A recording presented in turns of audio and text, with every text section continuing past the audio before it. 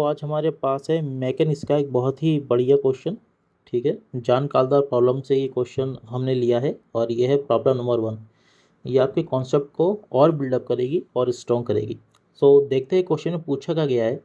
आपसे कहा गया है यहाँ पर कि एक यहाँ पे एक रिंग है। ठीक है, तो ये रिंग है रेडियस आर का, और इस रिंग और अंदर एक शाफ्ट है, यहाँ पर ना सिलेंड्रिकल शाफ्ट है जो कि यहाँ पे रोटेट कर रहा है ओमेगा से इस डायरेक्शन में, इस सेंटर अपने सेंटर पॉइंट के अबाउट। और यहाँ पे जो फ्रिक्शन कोफिशिएंट है वो आपको म्यू गिवन है। साथ में यहाँ पर एक मासलेस रॉड गिवन है जिसकी लेंथ एल है और उसके बॉटम पॉइंट से एक मास एम को अटैच किया गया है। आपको बताना है किस कंडीशन में, मतलब क्या एंगल हो जाए वर्टिकल के साथ इस मास एम का, कि आपका सिस्टम है ये कैसा हो जाए, इक्विलिब्रियम में आ जाए। आई होप क्वेश्चन आपको अच्छे से समझ में आ गया होगा। अब सबसे पहले हम एक डायग्राम बनाते हैं। बेसिकली डायग्राम ही इसका इंपॉर्टेंट है। अगर आपने डायग्राम सोच लिया तो आपने ऑलरेडी क्वेश्चन को सॉल्व कर लिया है। ठीक है, मैं यहाँ पे एक पोस्ट करके पहले इसका डायग्राम बना देता हूँ कि इसका फिर वो डायग्राम हम लोग कैसे बनाएंगे। यहाँ पे अगर हमें इक्विलिब्रियम कंडीशन चाहिए तो आपका डायग्राम आपको कुछ इस तरीके से दिखाई देगा।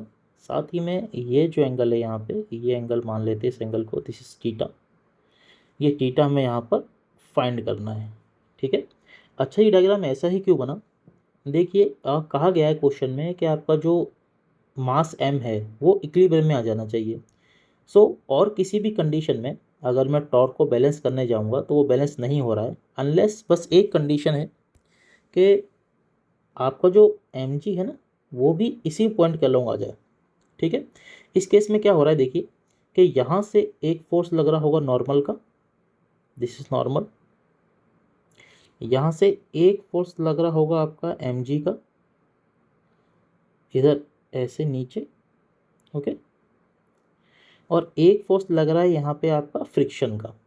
ये तीनों ही जो फोर्स हैं वो इस पर्टिकुलर पॉइंट से पास हो रहे हैं। इस केस में जो नेट टॉर्क है आपका वो कैसा हो जाएगा, ज़ीरो हो जाएगा। ठीक है, आपको क्या करना है, इस मास को इस पॉइंट के अलोंग ही रखना है ताकि एम जी का फोर्स इसी पॉइंट से पास होता हुआ आपको दिखाई दे। अब हमें ये एंगल थीटा फाइंड करना है। अब बेसिकली यहाँ पे डायग्राम समझना ही इंपॉर्टेंट काम है, इसके बाद तो सॉल्यूशन में कुछ खास है नहीं। चलिए सॉल्व करते हैं इसको। यहाँ पर नॉर्मल और फ्रिक्शन के बीच में जो एंगल है वो होगा हमारा 90 डिग्री। और हम मान लेते हैं कि अगर यहाँ पे कोई भी अपवर्ड या डाउनवर्ड मोशन नहीं हो रहा है, यहाँ पर एक फोर्स मान लेते हैं, दिस इज क्यू। और जो क्यू फोर्स है आपका वो एम जी के बराबर होना चाहिए। ठीक है, क्योंकि बॉडी कैसी आपकी इक्विलिब्रियम कंडीशन में है। इस कंडीशन में क्यू फोर्स कितना होगा हमारे पास, क्यू होगा फ्रिक्शन कितना होगा, this is mu N square plus N square under root. क्यू फोर्स जो आएगा आपका, this is N under root mu square plus 1। यहाँ से फर्दर आगे हम कह सकते हैं that M G is equal to N under root mu square plus 1। Normal हम यहाँ से कैलकुलेट कर सकते हैं, ये हो जाएगा एम जी अंडरवुड म्यू स्क्वायर प्लस 1। अब हम यहाँ पे टॉर्क की कैलकुलेशन करना चाहते हैं।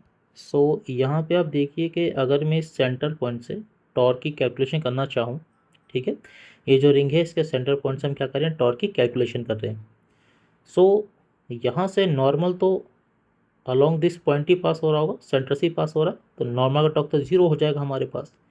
ये डिस्टेंस हो जाएगा आर, और जो एम जी का डिस्टेंस है इसको हम एक्स बोल देते हैं। ये एक्स कितना हो जाएगा आपका, ये एक्स होगा आपका this is R plus L, और ये होगा कॉम्पोनेंट आपका दिस इज साइन टीटा। ठीक है, ये डिस्टेंस आर है, ये डिस्टेंस आपका एल है। ये कॉम्पोनेंट कितना हो जाएगा, this is R plus L sine theta. अब यहाँ पे क्योंकि हमारी बॉडी इक्विलिब्रियम में है, एम जी और फ्रिक्शन का टॉर्क आपका बराबर होना चाहिए। हम यहाँ पे लिख सकते हैं दिस इज फ्रिक्शन का torque mu N into R equal to आपका जो एम जी का टॉर्क है, दिस इज एम जी और एक्स। फर्दर आगे सॉल्व करते हैं इसको।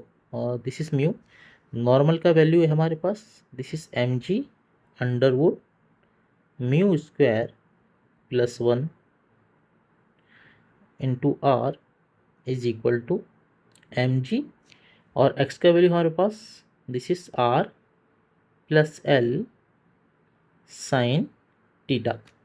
अब यहाँ से जो भी कैंसिल हो रहा है उसको हम काट देते हैं। So m g becomes cancel. Okay, so finally यहाँ पे जो आपका साइन थीटा का वैल्यू आएगा, मैं इसको यहाँ लिख देता हूँ। साइन थीटा का वैल्यू कितना आ रहा है आपका यहाँ से? सो ये आ रहा है आपका mu R under root mu square plus 1 R plus L. So finally आपका जो एंगल है वर्टिकल से रॉड का या मास का थीटा, वो हमने फाइंड कर लिया। वो कितना है? Sine theta mu r by under root mu plus 1 bracket में r plus L. So this is the final answer.